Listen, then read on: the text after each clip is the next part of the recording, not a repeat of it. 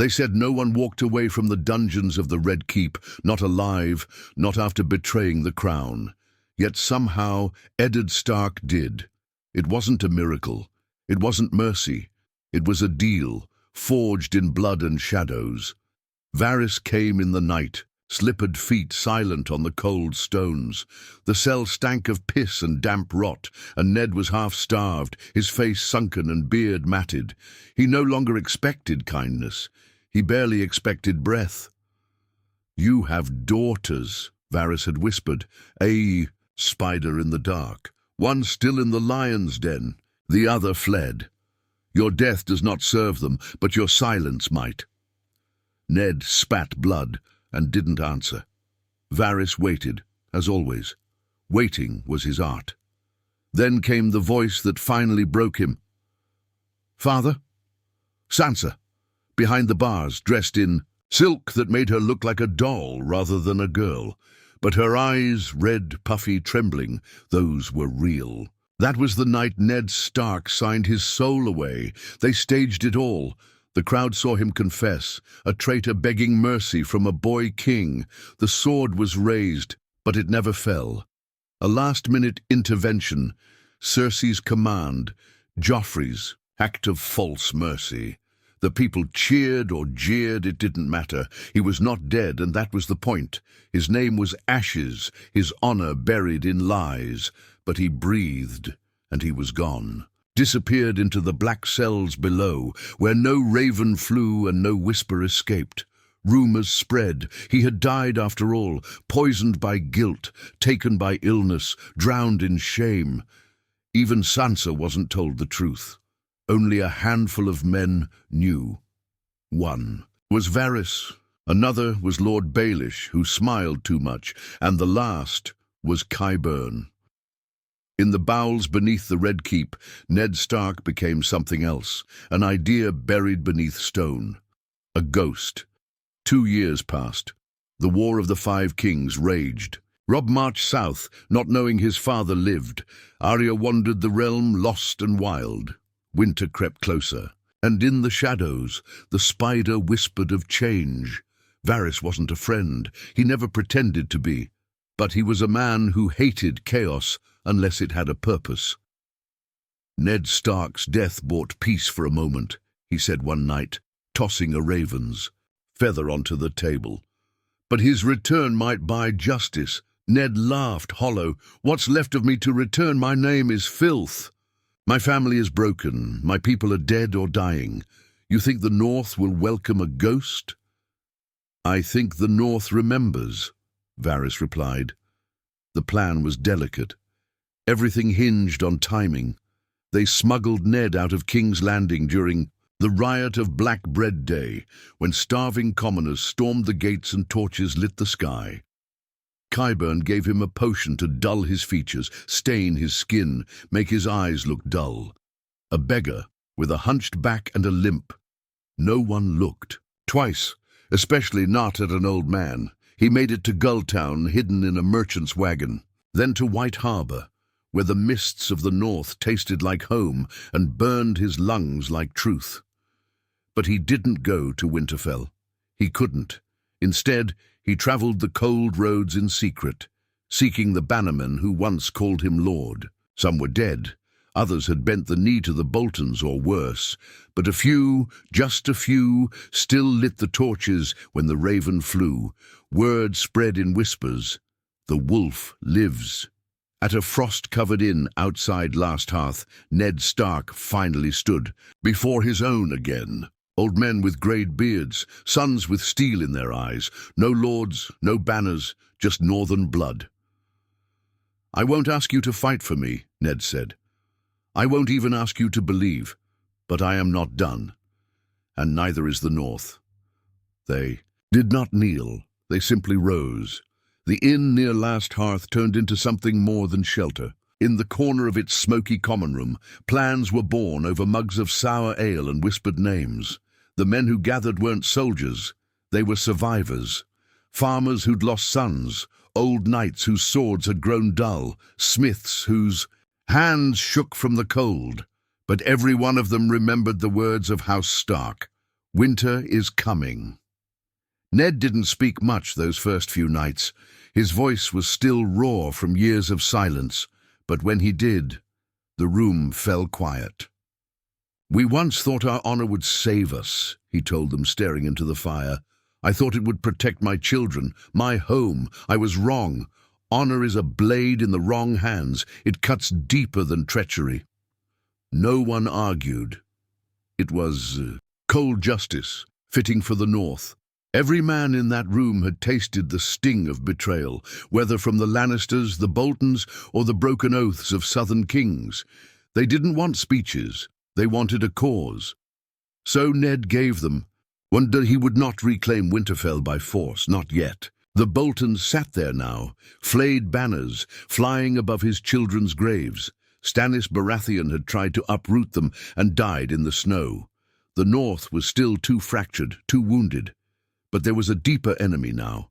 The Night's Watch, the Wall, the Wildlings. The world was changing beyond the North, and whispers had reached even the darkest woods. The dead were moving. Ned remembered old stories old Nan used to tell when snow howled against the castle walls, of shadows with blue eyes, of corpses that walked in silence, of kings long buried and forgotten. Stories he dismissed as fables, until now he knew where. He had to go, Castle Black, but he couldn't just ride to the wall. He was still a wanted man. The name Ned Stark could open some doors and close others forever, so he became Ned Stone. A bastard's name, no lord, no lordling, just another ragged Northman seeking purpose in a world that had forgotten honor. He rode with a handful of men, including a lean, grim-faced hunter named Malk and a one-eyed blacksmith called Rorik. They knew the wilds. They didn't ask questions. Their journey was slow. Along the King's Road they passed burnt villages, corpses left to rot on trees, signs of raiders and madness. It wasn't war anymore. It was rot, the kind that spread through kingdoms when no one was left to care. At a village called Coldwater they found horror. The people were dead, but not by blade. Their eyes were open, their mouths frozen in. Screams, and not a drop of blood spilled. They burned the bodies before nightfall. Rorik didn't sleep that night. He sat by the fire, sharpening his axe, his eye fixed on the shadows beyond the tree line. "They're coming," he muttered. Not men, not wolves. Something colder. Ned felt it too, in his bones, in the air, as if the North itself was holding its breath. By the time they reached Castle Black, the world had changed again. Jon Snow was Lord Commander, and he looked more like a Stark than ever. The reunion wasn't warm, it wasn't tearful. When Jon saw the man dismount in the courtyard, hair longer, face more carved by sorrow than age, he didn't speak. He just stared. It was Sam who broke the silence. "Gods be good," he whispered. "Is it really you?"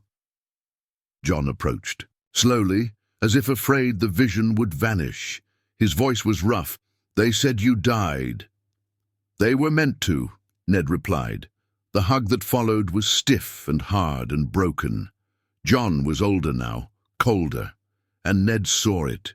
He saw the weight in his eyes, the kind only a man burdened with impossible choices carries. Later, inside the Lord Commander's chambers, Ned listened to the truth. Of Ygritte, of Craster, of the Wildlings, the Free Folk, of Hardhome, of the White Walkers.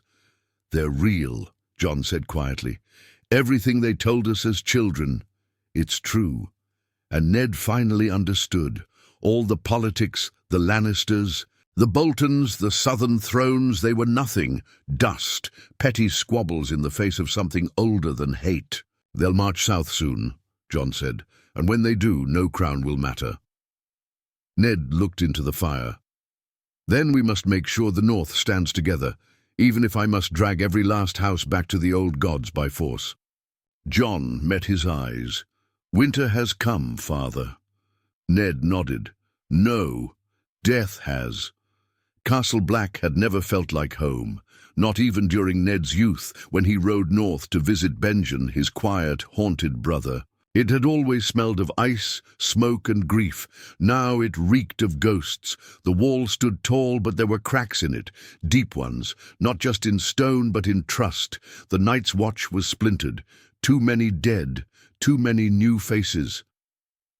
The wildlings walked freely within the gates, and the old vows felt like dust in the wind. Ned walked the ramparts beside Jon, both cloaked in black, though Ned no longer bore the colours. He was no brother of the Watch. He was a shadow passing through.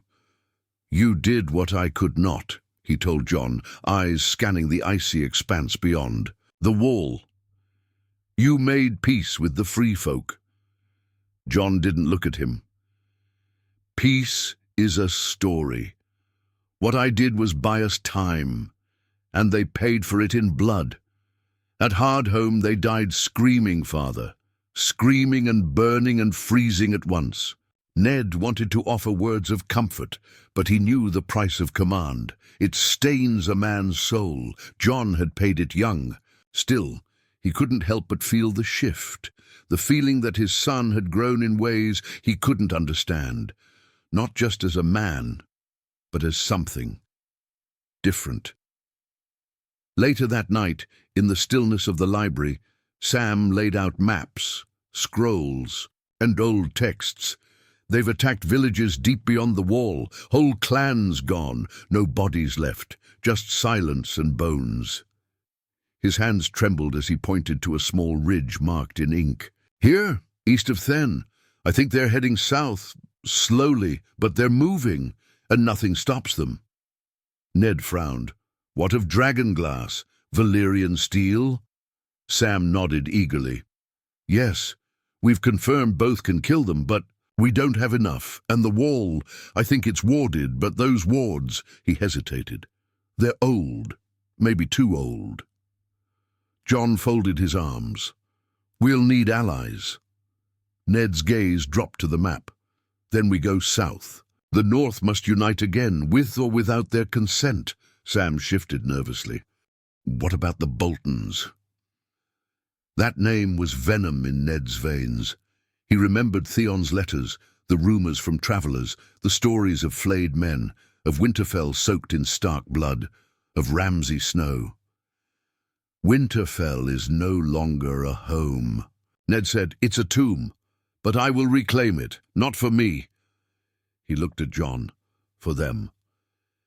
He meant Robb. He meant Catelyn. He meant Rickon and Bran, the ones he had lost because he trusted too much, because he played the game of thrones with honor in a world ruled by liars. Jon didn't argue. He only said, "If you move on Winterfell, I ride with you." They left the wall in secret, just a handful of riders. Jon, Ned, Malk, and a few Night's Watch deserters, loyal only to Jon. They moved fast, cutting across the wilds. They avoided roads. The Boltons had spies in every village. In the distance, snow fell heavier with each mile. The land was quiet, as if holding its breath. Until they reached the weeping tree. It stood alone on a frost-covered hill, a massive heart tree, its red leaves shivering in silence.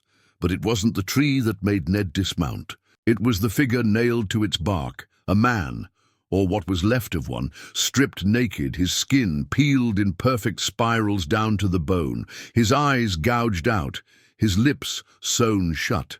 Jon turned away, jaw clenched. Ned stepped closer.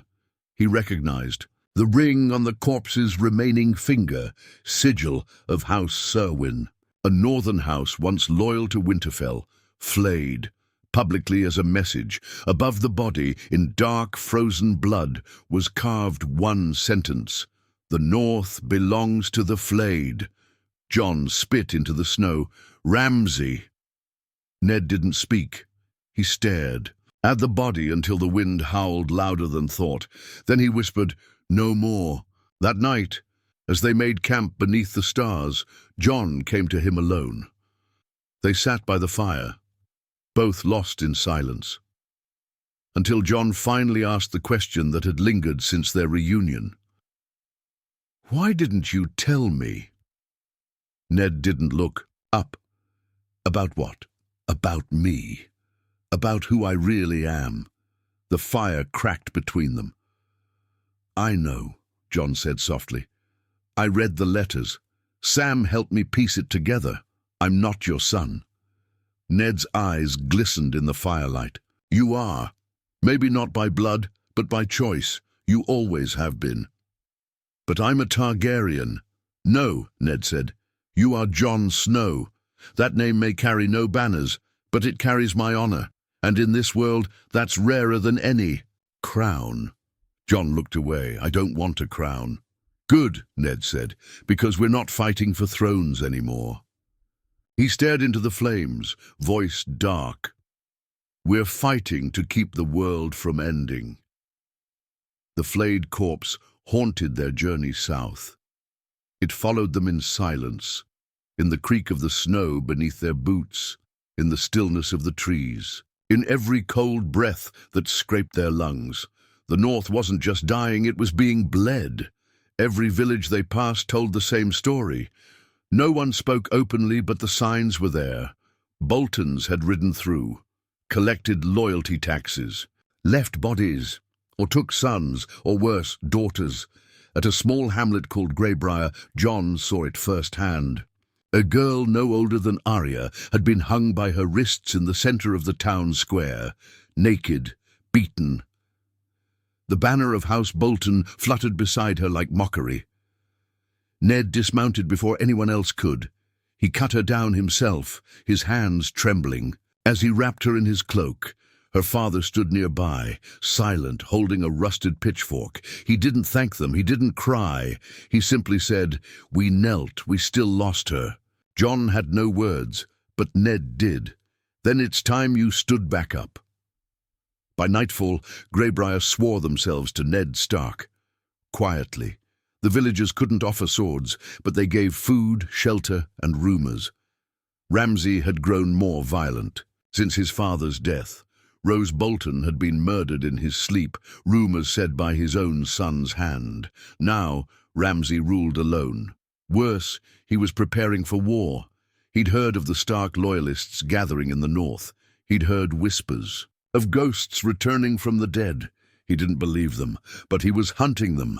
So they couldn't delay. Ned's band, now nearly 20 riders strong, cut west toward Bear Island. Lady Lyanna Mormont had become more than a child with a title. She was a symbol, fierce, loyal, unflinching. She had refused the Boltons, and she still flew the Stark, direwolf beside her bear. They arrived under cover of storm. Rain lashed the cliffs. The sea roared below. But the Mormont guards knew Jon Snow. They let them in without hesitation. Lyanna was smaller than expected, but her presence filled the hall like wildfire.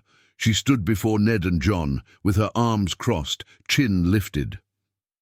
"So," she said, "the dead walk the north. The bastards rule Winterfell, and a Stark walks through my doors wearing a dead man's face."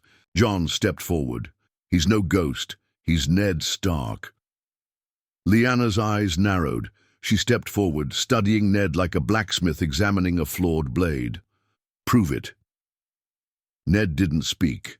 He reached into his cloak and pulled out a faded strip of cloth, grey with soot and blood. It bore the Mormont sigil. "This was given to me after the Battle of the Silver Pine 20 years ago, by your mother. She said I fought like a bear. I told her I'd rather fight beside one." Lyanna took the cloth. Her fingers trembled. "My mother died in your name," she said. "Let's make it mean something." Bear Island joined them that night. 100 warriors, grim-faced and silent but loyal. The Stark name was not just alive, it was waking. From there, the flames spread. House Glover, House Mason, House Hornwood, not all joined, but enough did. And soon Ned Stark stood at the head of an army, not large, but loyal. Every man wore furs and steel. Every woman carried blades or torches. It was not a lord's army. It was the North. Their final camp before Winterfell was deep in the Wolfswood. Snow fell so thick the trees seemed to vanish behind it. In the center, beside the roaring fire, Jon approached Ned quietly. "We'll strike before dawn," Jon said. "Through the east gate, our scouts found a weakness in the wall." Ned nodded. Jon hesitated. "There's something else." He unrolled a scrap of parchment. On it, a name written in blood, Rickon Stark.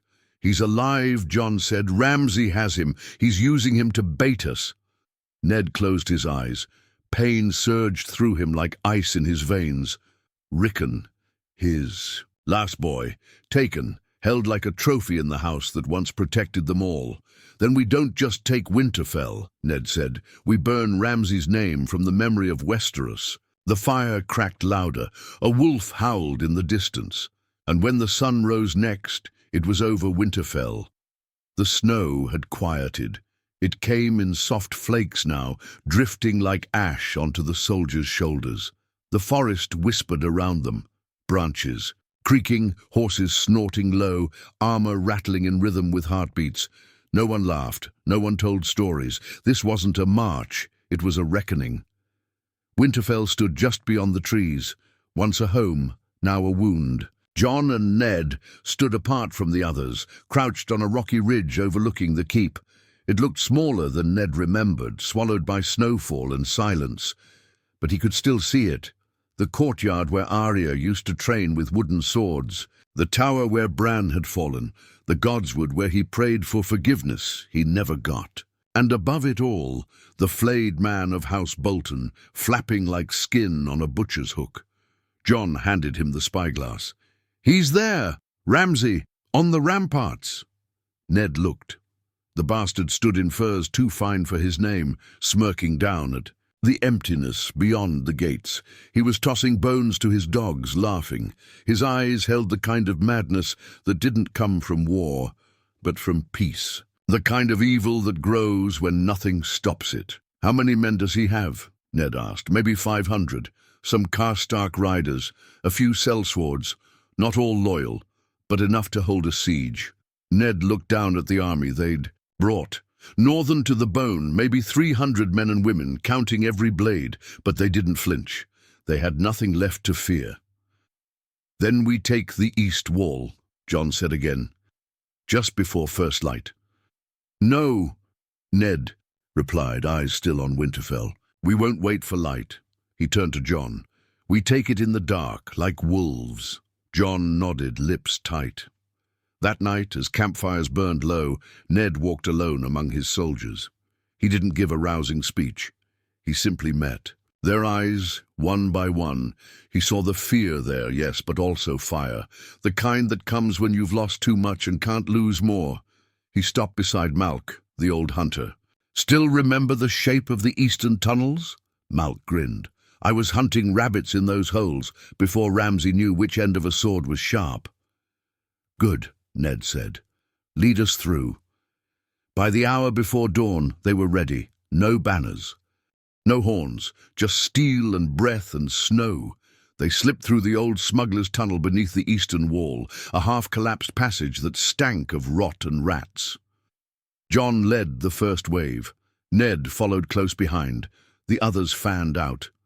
Bare. Island warriors with short axes, Glover men in leather and mail, former brothers of the Night's Watch, cloaked in silence. When they breached the gate, there was no mercy. The first guards died before they could scream, arrows in throats, blades in backs. The courtyard flooded with Stark loyalists before the alarm bell even rang. Then came the chaos. Bolton men poured from the hall, snarling like their master. The clash of swords echoed off the stone, wolves against flayed men, honor against cruelty. Jon fought like a storm. He moved through the yard like a blade of the gods, slicing, parrying, cutting through. Ramsay's men with a fury that didn't burn, but froze. He didn't scream, he didn't roar, he killed in silence. Ghost, his direwolf, tore through the chaos at his side. Ned held the gate. His blade, ice reforged, sang with every strike. He was slower now, older, but every swing had purpose. He was not fighting for pride. He was fighting for his children. And then, across the yard, he saw him, Ramsay, dragging Rickon by the collar, smirking like a madman as the boy struggled. Blood stained Rickon's forehead, and his eyes were wild with fear. Jon saw it too. He broke through two soldiers yelling Rickon's name, but Ramsay grinned and threw the boy down. Then he ran, into the hall, into the dark. Jon chased, Ghost followed. And behind them Ned moved like a shadow. Inside, the torches flickered in the wind of open doors. The hall stank of dog, wine, and rot. They found Rickon first, alive, shaken, but breathing. "Father," he gasped, clinging to Ned's chest. He locked them in, the kennels. Jon pushed past them, through the door, into the kennel hall. The smell hit first, wet fur, blood, feces, then movement. In the dark, Ramsay stood beside a cage, trying to unchain one of his hounds. His hand was bleeding, his face twisted with rage. "They're loyal," he hissed, "to me, only me." Jon stepped closer. The dogs growled. "Then let them prove it," Jon said. He kicked open the cage, and the dogs chose. They did not choose Ramsay. Ned shielded Rickon's eyes as the screams began. He did not look away. He watched Ramsay die the way he had lived, alone, mad, and consumed by the monsters he fed. Winterfell was silent again, but it was theirs. The snow didn't stop when Ramsay died. It came harder now, blanketing Winterfell in thick sheets that drowned the smell of blood and fire. The castle walls, once draped in the red banners of the Boltons, now flew black and grey again. The direwolf returned. Ned stood in the godswood the next morning just before sunrise, alone. Beneath the old weirwood tree, its red leaves dusted white, he knelt for the first time since his so-called execution. He didn't pray. He remembered Robb, Catelyn, Bran, Rickon's cries as he slept, Arya's defiance, Sansa's silence, and Jon, still caught between blood and truth. Winterfell was his again, but it felt hollow, like putting on old armor that no longer fit. Jon joined him after a while. Snow clung to his shoulders like it belonged there. "We buried the dead," he said softly. 76, most of ours, some of theirs." Ned nodded. "Rickon?" he asked. "Sleeping. Lady Lyanna's keeping watch." They stood quietly. The godswood offered no warmth, but it gave something else. Memory. Roots that remembered pain. Bark that had outlived kings. "Word will spread," Jon said, "that you live. That Winterfell is back in Stark hands." "It needs to," Ned said, "but not just for the North." Jon turned, confused. Ned's eyes were hard. "We need the South to hear it. The Iron Throne, Daenerys Targaryen, the Night's Watch. Every coward and pretender sitting behind stone walls must know we are not broken." Jon sighed. "Daenerys, you think she's the answer? She has dragons. Fire might be the only thing that can stop what's coming." Jon didn't respond, because the truth was worse. He'd seen the Night King at Hardhome. He had seen the dead rise like a wave, blue-eyed and silent, uncaring of crowns or causes. He'd seen whites tear through men like paper. And he knew deep down that dragons might not be enough, but they were all they had. Later, in the war room of Winterfell, the Northern Lords gathered. Lyanna Mormont, Lord Wyman Manderley, Mage Hornwood, the remnants of the North's honour. Ned sat at the head of the long table. He wore no crown, just furs. But his presence was command. "This war is not over," he began. "We took back our home. But beyond the wall, death marches, not metaphor, not fear, death itself." Some scoffed. Manderley looked uneasy. Hornwood frowned. Then Jon stepped forward. "I've seen them with my own eyes, corpses that walk, beasts with eyes like ice. They are not legend." "And you expect us to believe in tales while Lannisters still rule the South?" Manderley said, almost with pity. Jon slammed a dagger into the map. "You don't need to believe in tales. Just count your dead. This thing is coming, and it Doesn't care who sits the Iron Throne. Lyanna stood up. The North has bled enough, but if there's a war that threatens us all, then House Mormont answers the call. I don't care if it's dead men, dragons, or demons. Others followed, some out of fear, some out of loyalty, some out of guilt. But by the end of the night, the North stood together.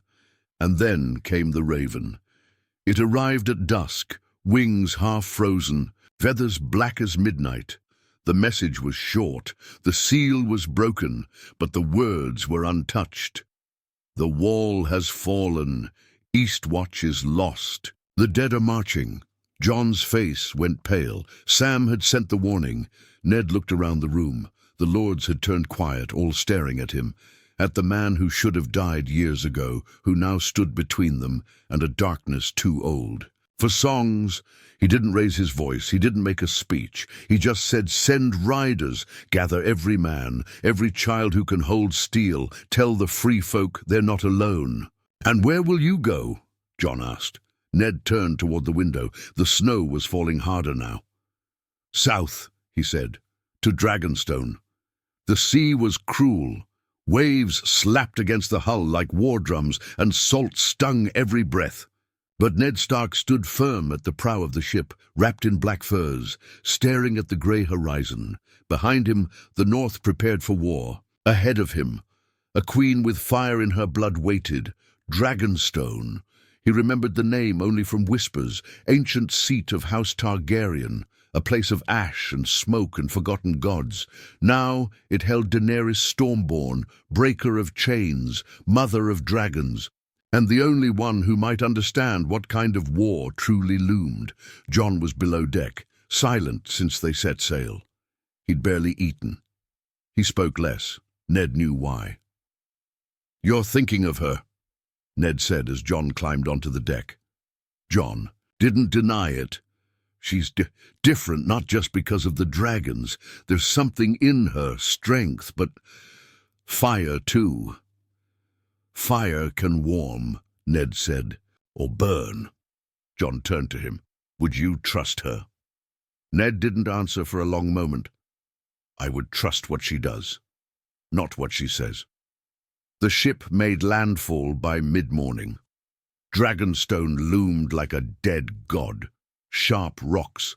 Jutting from the sea, towers carved like claws. Smoke coiled from the mountain. The sky felt heavier here. They were met by Missandei, calm and precise, and Ser Davos, who looked stunned at the sight of Ned Stark alive. "You've got the look of a ghost, my lord," Davos said, shaking his head. "But it's good to see one with skin on." They were led through the black halls of the castle. Fire flickered against obsidian walls.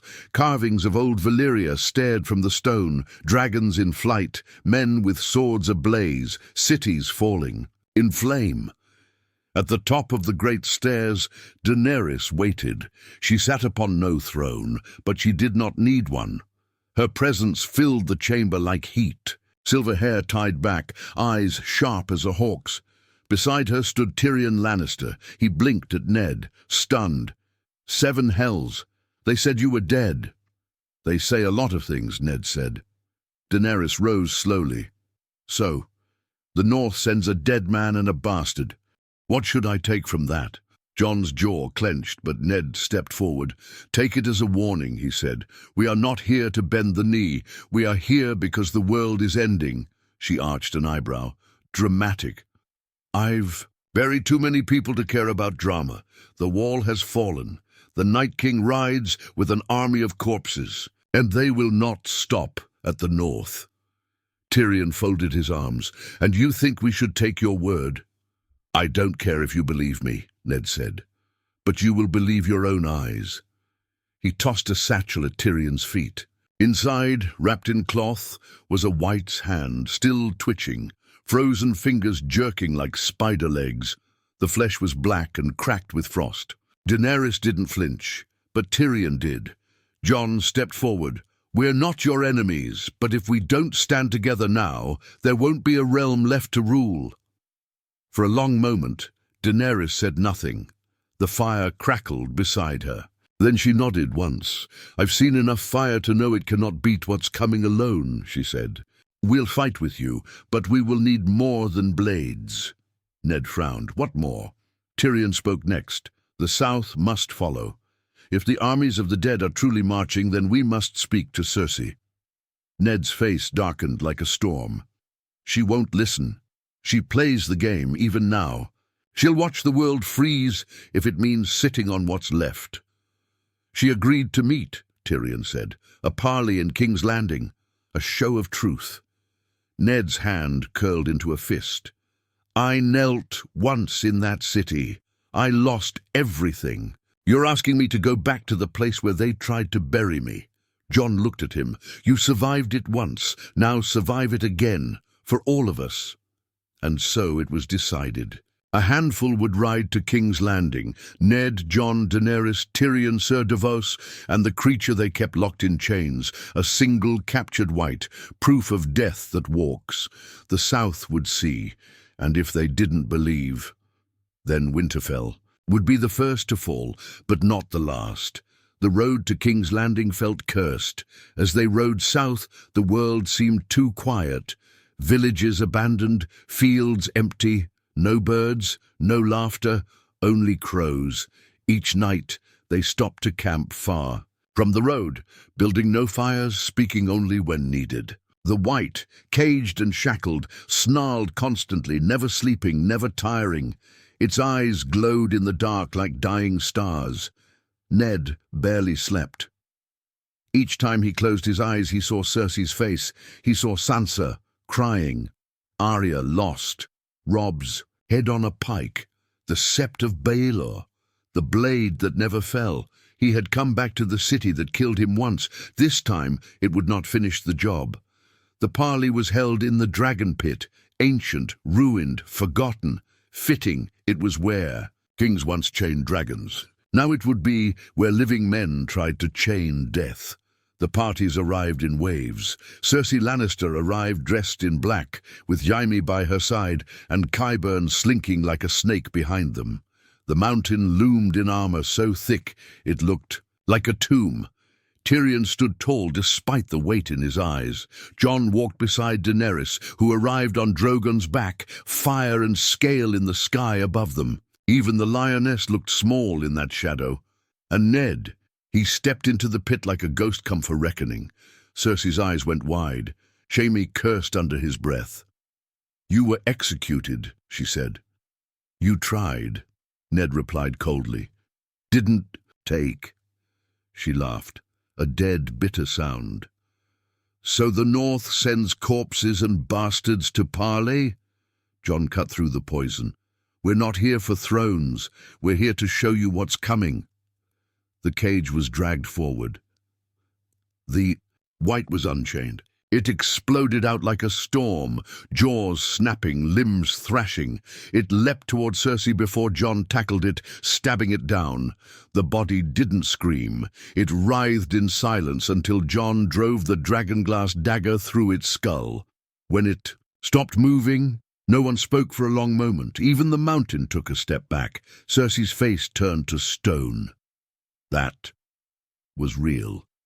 Daenerys stepped forward. "This is not war. It is extinction. We need every army, every sword, including yours." Cersei's expression darkened. "I will agree to a truce," she said, "so long as the North stays in the North." Jon blinked. "What? You bend the knee, you stay in the snow, and we march nowhere. That's the deal." Tyrion looked at her in horror. "You're gambling with the end of the world." She smiled. "I'm playing to win." Jon turned to Daenerys, then to Ned. "I already bent the knee to her," he said, pointing to the queen at his side. "I will not kneel to you." Cersei's lips curled. "Then you'll burn with your Ice Queen." She turned to walk away. But Ned Stark stepped forward, and for the first time he raised his voice. "You murdered children. You burned cities. You fed chaos like wine. And now you spit in the face of the living because you think death will—" "Wait," Cersei paused. Ned's voice cut through the pit like steel. "I should have let the blade fall. But I didn't. I survived, and now I swear to you, if you doom this world for a crown, I will make sure your ashes are the first to scatter on the wind." She turned. "Is that a threat?" "No," Ned said. "That's a promise." For a long moment, nothing moved. Then Jaime stepped forward, eyes hollow. "She's lying," he said. "She has no intention of helping." Cersei turned. "Betrayed. You—" "She's sending the Golden Company, not to fight the dead, to take the north once we fall." Gasps. Tyrion closed his eyes. Cersei stepped toward Jaime, eyes red. "You'd betray me?" He said nothing, just looked at Ned. "We'll fight with you." He left his queen behind. The parley ended in chaos. By nightfall, the groups parted. Cersei rode back to the Red Keep in rage. Jon, Daenerys, and the rest returned to the ship, the truce hanging by a thread. Ned stood by the railing that night, watching the lights of King's Landing fade behind them. "She'll never join us," Jon said. "No," Ned agreed. "But we don't need her." He looked north to the sky. "We just need to be ready." Then came the cold wind, the cry of a horn from the crow's nest, and the sight that turned every soul to ice. Above the clouds, cutting through the stars, came wings, not Drogon, not Rhaegal, but Viserion, dead, burning blue. The Night King rode him. The war had begun, and the north was already behind them.